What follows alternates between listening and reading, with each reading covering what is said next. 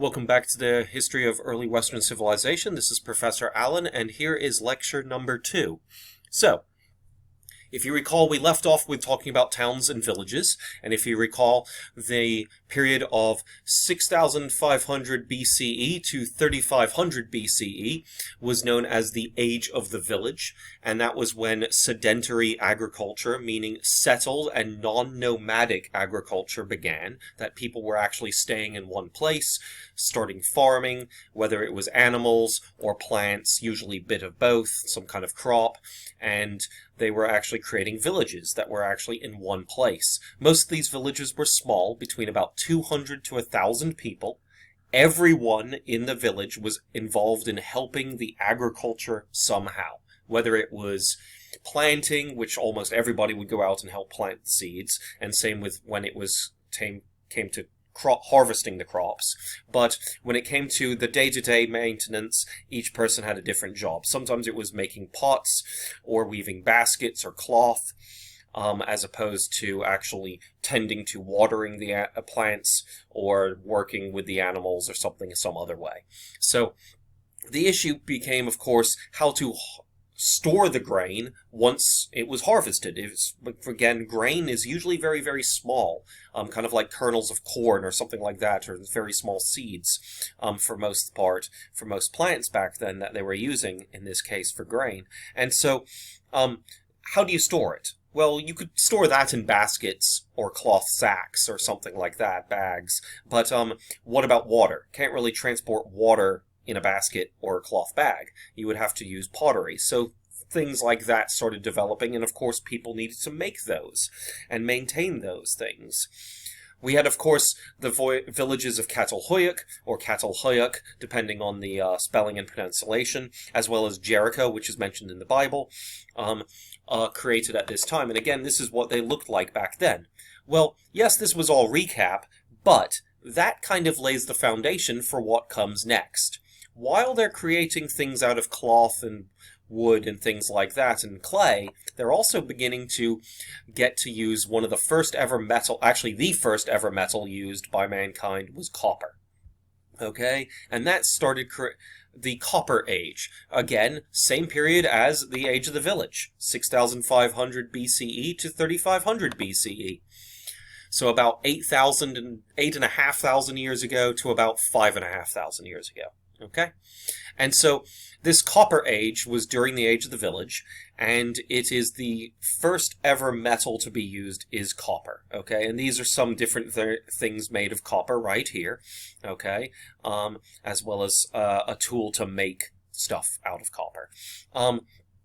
And copper was used because it was very pliable. Okay, and it could be used for tools, containers, weapons, etc.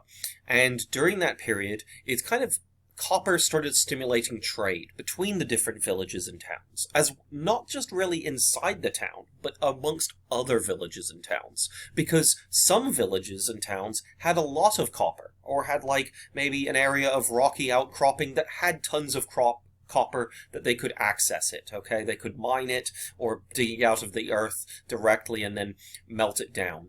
Some people, however, some places had better maybe areas for farming or better plants or animals in their kind of area.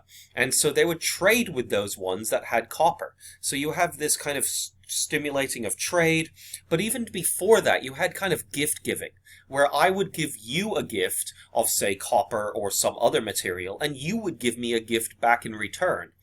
And what that gift giving would be wasn't always just trade, but sometimes I didn't even get something from you in return. Sometimes me just giving you something was enough, because what I'm going to get in return is that idea of goodwill for the future, and that the two of us will work together, kind of thing. And that's exactly what these villages and stuff started doing. And that started eventual trade between different tribes and villages.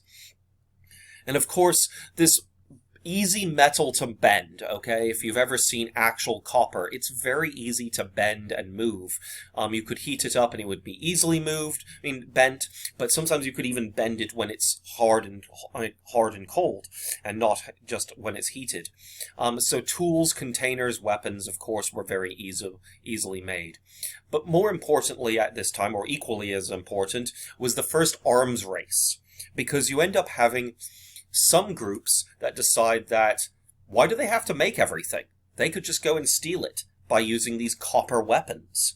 And so you end up having weapons needed by almost all of these different villages to defend themselves.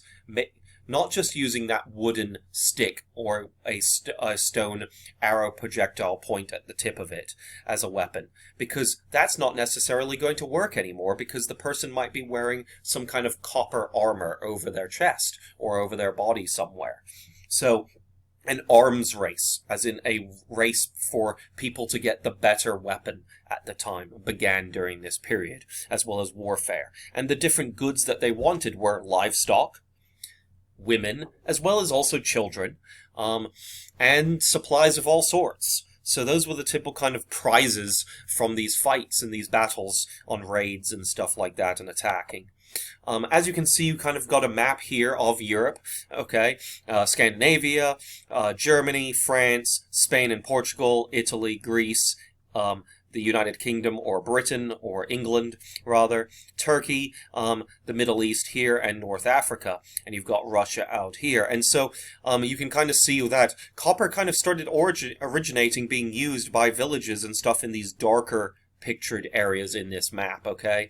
And then later on it started spreading out to the area around it, and then the area around that, etc., as people started migrating, as well as copper itself kind of being moved, or just being told the idea of it, the secret of being able to use it for something useful. Because people at first were like, what is this? What can we use this for? Eventually, in the year 3500 B.C.E., at the end of the Copper Age, we have the beginning of the Bronze Age. And why is it called the Bronze Age? Well, it's because the Bronze Age is because, of course, bronze is this new material that is created, and it is an alloy of two different metal types.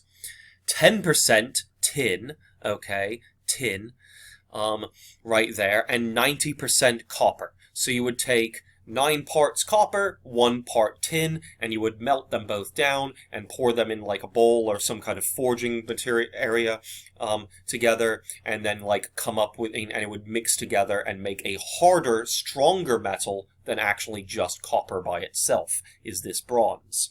So it's harder, which meant it was better for tools and plows and things like that. Like, think of a plow to, cut up the earth so that you can plant seeds in it. You kind of want to dig it into the earth. Now, a copper one would work, or a stone one would work, but what if you end up hitting a big rock or something? You might end up breaking the copper or stone plow that you've got made.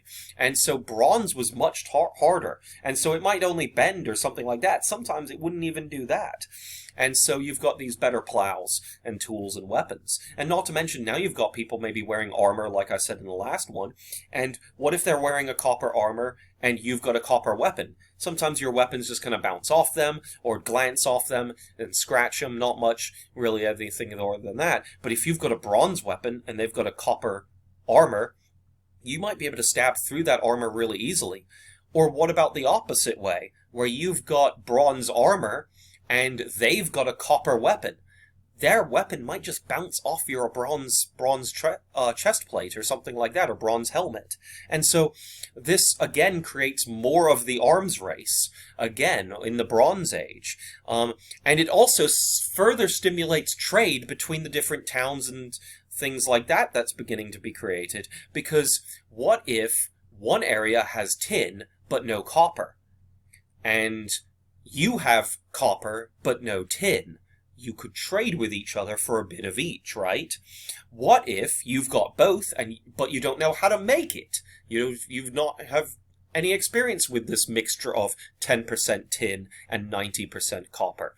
So what do? Well, you of course trade for that idea, for the technology to make it?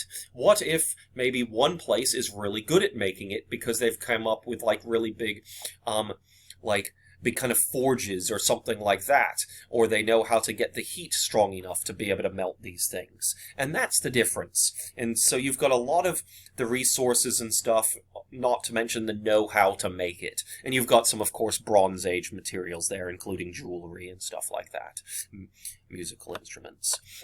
Moving on, during this Bronze Age, you've got the Age of the City starts popping up, because now civilized life is becoming much bigger around circa 3500 BCE, so about 5,500 years ago is when this took place. And so you've got these cities kind of becoming bigger and bigger. Because, yes, if we go back up to this picture right here, that, yes, the town is completely surrounded by a wall, and you would have, like, little farming areas around in this area as well. Not to mention all of your animals kept in that area. But what if the population gets so big you can't fit all of it inside the city walls? You might have to expand the city walls bigger. And yes, the people are going to live usually inside the walls, but what about all the crops, all the animals? Where are you going to put them? Outside. Because you're getting so many people, you've got to spread the agriculture to where you can fit more people in the protected area and the agriculture outside. So, yes, the cities are walled, but the agriculture has now spread outside of the city wall. You've got specialized workers at this time, pottery makers or potters, smiths, as in people that work the metal, okay, a blacksmith is what they're typically known as, a weaver for baskets or cloth, as well as merchants. Now, what's a merchant? Of course, we already know that. They're someone selling or trading for these different items. And so you've got specialized people now, not just the standard Age of the Village era, everyone does something with agriculture. And yes, it might be slightly specialized, but most of the time you're doing the same thing, working with agriculture.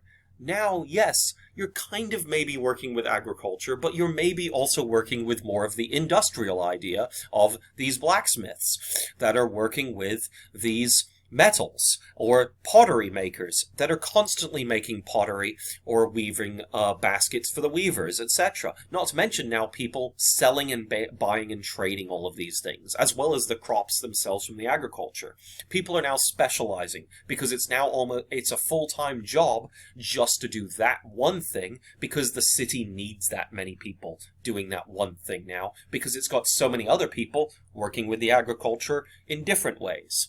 You also start seeing during the Age of the City civil servants start popping up, where you've got administrators that are coming up with different ideas on how to plan things out and make ideas and all. You've got priests and also military leaders also popping up on this scene. So more of a religion as well as military because of these arms races that continue during the Bronze Age and the Age of the City. And then you also have trading of surplus food and supplies. Usually you would keep your surplus food and supplies as much as possible, but eventually it would spoil and go bad. Well, of now, in these larger cities, you've got maybe more surplus at times. And what do you do with it? Is it just going to go to waste? What if you use that surplus to trade to some other city that might have something now that you want? And so that would happen quite often. You also have a lot of these cities developing a central market, usually right near the gate or in the center of the city itself. And so what would happen there? Well, trade, right? You would sometimes, if you were a person that made pottery or metal items or baskets or cloth, you would go there, or even just grew your own vegetables, etc. You would go there and try to sell extra things to people to make a little bit more money, okay? Or trade for another item as opposed to selling, because back then they didn't have currency, okay? It was selling via another item. They would sell you their metal, piece of jewelry for, say, your really nice big pot that you could hold a couple gallons of water in it as opposed to half a gallon of water in it. Or maybe a nicer looking bag, or clothes, or some other item. And you would trade for these things. It wasn't really selling, it was more of trading in these central markets. Mesopotamia. So we're going to start talking about the area known as Mesopotamia, right here, that red spot on the map of the entire world. We've already talked about the Afar Triangle here. We've mentioned the Nile River and Mesopotamia and the Afar Triangle as being some of the first areas of mankind, as well as other places that we had on that yellow map in the first video. But now we're going to move to directly this area right here in the Middle East. It's present-day Iraq. Okay, present-day country of Iraq, and it's known back then as Mesopotamia. And so if we scope in on that area, it's right here. This is Mesopotamia. Mesopotamia is the area between the Tigris and Euphrates rivers. Here's the Tigris River, and here's the Euphrates River. Okay? And so that's quite interesting right there, that this is mostly known as desert, right? Most people think of this area as desert, and same with the rest of the Middle East as desert. Well, in many cases they're right. But this area is very important right here in this area and right in this greenish area around the rivers, okay? We also have an area called the Fertile Crescent. The Fertile Crescent is this entire green area that stretches and curves like what? The moon, like the crescent moon when the moon's not full, or just a curved C, okay? It's called the Fertile Crescent, and Mesopotamia is part of the Fertile Crescent. This is the Fertile Crescent, and this is Mesopotamia right here, okay? So, what is this area? Well, the Fertile Crescent is also known as the Levantine Corridor. Mesopotamia is the land, again, between the Tigris and Euphrates rivers right here, okay? Which is right in between, okay? And so the Tigris River, R, a period, is river, okay? For anyone that might be questioning why it doesn't have the whole word, it's a good abbreviation. The Tigris and Euphrates rivers are very strong flowing rivers that begin up here in the mountains, up here, and start flowing towards the Persian Gulf. Well, that entire area of land is very fertile, okay? It's very good for growing crops and all sorts of types. It grows constantly there. Grass and reeds and things like that will grow easily there. But it's not because of rainfall, okay? It's not. They don't get much rainfall there at all. They get maybe, say, 9.8 inches a year. 9.8 inches a year, okay, if rainfall happens in the Fertile Crescent. 9.8 inches, okay? So not even quite 10 inches a year. Louisiana sometimes gets 10 inches in a matter of weeks, okay? And other places like that, which is huge difference, okay? That's how much of difference they've got there.